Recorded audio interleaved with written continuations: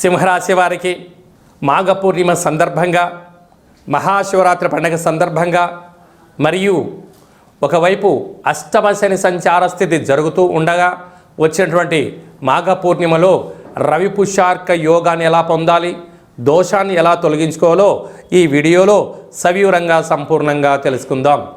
సింహరాశిలో ఏ నక్షత్రాలు వస్తాయనగా మఖా నక్షత్రంలోని 4 పాదాలు, పుబ్బా నక్షత్రంలోని 4 పాదాలు, ఉత్తరా నక్షత్రం 1 పాదం కలిపితే సింహరాశి. రాశాధిపతి రవి భగవానుడు.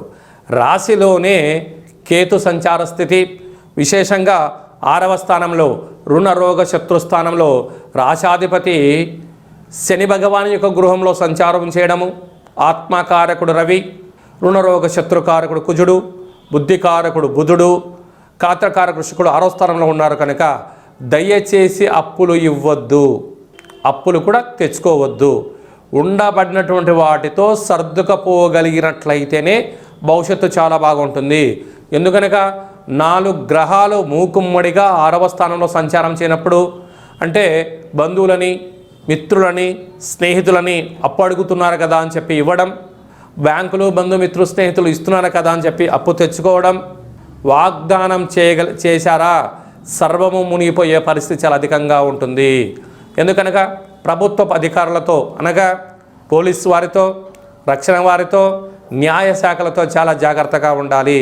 ప్రభుత్వపు ఉద్యోగ కార్యక్రమాలు ఆచరింపజేసేవారు ఓర్పు, పట్టుదల, మౌనము, వీలైతే దీక్ష చాలా అవసరం. ఎందుకనగా మనము ఉపవాసమే దీక్ష అనుకుంటాం, వీలైనంత వరకు మౌన దీక్ష చాలా అద్భుతంగా పనిచేస్తుంది.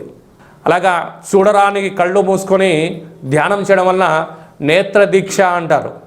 అలాగా కొన్ని విననట్టు ఉండగలగాలి, ఇది ఒక పెద్ద దీక్ష.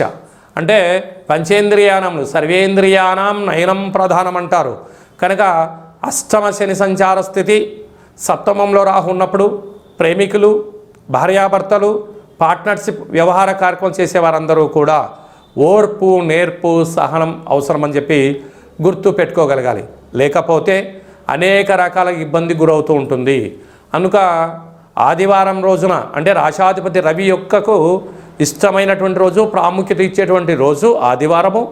మాఘ పూర్ణిమ అందులో తన సుపుత్రుడైన నక్షత్రం రోజు రావడం, అందులో పూర్ణిమ తిథి మాఘ పూర్ణిమ రావడం, బ్రహ్మ ఏదైతే రాశాడో మన తలరాత ఏదైతే మనం పుట్టగానే పుట్టేటువంటి కాల సమయంలోనే బ్రహ్మదేవుడు కపాలం పట్టుకొని లక్ష్మీమాత అయినటువంటి తన తల్లి వైపు చూస్తాడట. అమ్మ ఈ జీవుడికి ఏం ప్రసాదించాలి అని అడుగుతాడట. ఆయన గత జన్మలో ఏం